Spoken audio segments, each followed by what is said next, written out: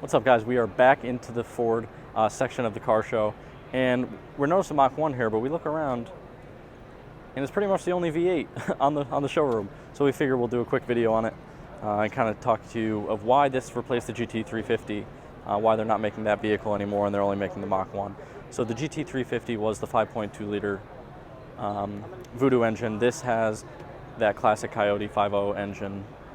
So a lot of people rely on that. So the way to distinguish a Mach-1 is you have Mach-1 badging, and then also the front splitter on the front is much more aggressive. And the headlights, a lot of people say, no, they're fake.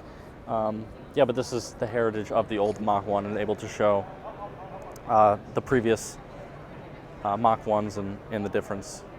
Here you have that huge Mach-1. Unfortunately, it is a sticker, which is unfortunate. But you have your fake vents up front, which is another unfortunate thing. The sticker on this is $61,000.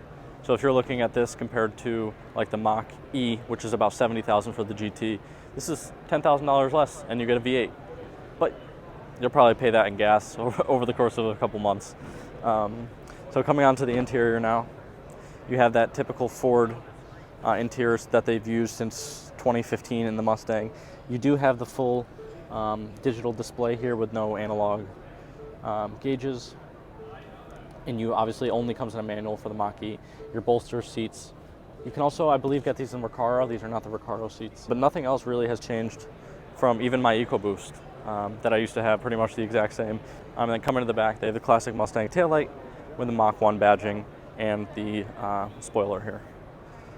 Also, quad exhaust. I think even normal GTs would have quad exhaust starting in 2018, so not much change there. So let me know if you think this is a step up, enough of a step up from the GT in between the GT500, or would you rather just save up the money to get the GT500, or even save money and just get the normal GT? And just like that, AVI out.